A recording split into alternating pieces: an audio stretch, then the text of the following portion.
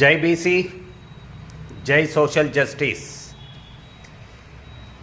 ఈరోజు తెలంగాణ రాష్ట్ర ముఖ్యమంత్రి యనమల రేవంత్ రెడ్డి గారు భూపాలపల్లి బహిరంగ సభలో మాట్లాడుతూ అభివృద్ధి చేయాలంటే అక్కడున్న వాళ్ళ వెలమమిత్రుడు ఆయనకు బాగా అత్యంత సన్నిహితుడు అని తన యొక్క బహిరంగ సభలో మాట్లాడుతూ చెప్తా ఉన్నాడు.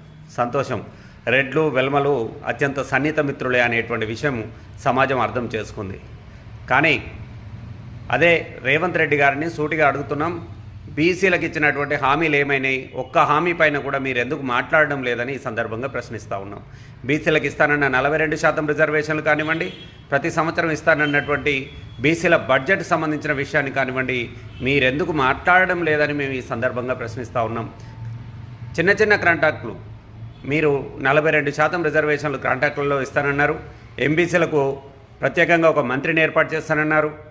మా అభివృద్ధి కోసం అనేక ప్రణాళికలు చేస్తానన్నారు. వృత్తి కులాల్లో కూడా అనేక రకాలైనటువంటి హామీలు ఇచ్చారు. అదేవిధంగా గౌడ్లకు కూడా పెన్షన్ పెంచుతానన్నారు. తెలంగాణ రాష్ట్రంలో మీరు అధికారంలోకి వచ్చిన తర్వాత 2000 పెన్షన్ని 4000 చేస్తానన్నారు. రైతు బంధు ఇస్తానన్నారు. రైతు బంధును పెంచుతామన్నారు. ఇప్పటి వరకు ఏ ఒక్క హామీని కూడా నెరవేర్చినటువంటి రేవంత్ రెడ్డి ఈరోజు మున్సిపాలిటీల అభివృద్ధి కోసం నేను మున్సిపల్ శాఖ మంత్రిగా ఉన్నాను, నేను మీకు ఏం కావాలన్నా చేస్తాను అనేటువంటి విషయాన్ని చెప్తా ఉంటే, జోకర్ బ్రహ్మానందం కనుక సినిమాల్లో వచ్చి బలమైనటువంటి డైలాగ్ చెప్పినట్టుగా ఉంది. కేవలం మాటలకు పరిమితమయ్యేటువంటి రేవంత్ రెడ్డి ఇక మీదట నీ యొక్క ప్రగల్భాలు మానుకొని సమాజానికి ఏం చేస్తున్నావు, తెలంగాణ అభివృద్ధి పదంలో నడవడానికి మీరేం చేస్తున్నారు, అభివృద్ధి అంటే రోడ్లు భవనాలు మాత్రమేనా, లేకపోతే పెద్ద పెద్ద కాంట్రాక్టులు మాత్రమేనా, ఇక్కడ ఉన్నటువంటి ప్రజల యొక్క బాగోగులను ఏమైనా ఆలోచించేది ఉందా అని ఈ సందర్భంగా మేము ప్రశ్నిస్తూ ఉన్నాం. ఇక్కడి ప్రజలకు ఆత్మగౌరవం ఎక్కువ. మీరు బీసీల ఆత్మగౌరవాన్ని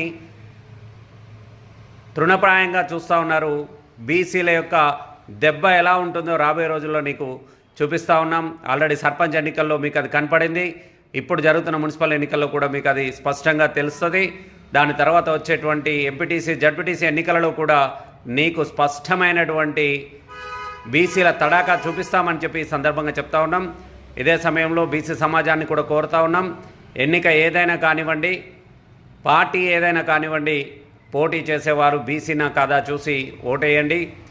జనరల్ స్థానాలంటే అన్నీ బీసీలయే, బీసీ అంటేనే జనరల్, జనరల్ అంటేనే బీసీ అనేటువంటి నినాదాన్ని గమనించి మీరు ఎంపీటీసీలుగా, సర్పంచులుగా, వార్డు మెంబర్లుగా, కౌన్సిలర్లుగా, కార్పొరేటర్లుగా మాత్రమే కాదు,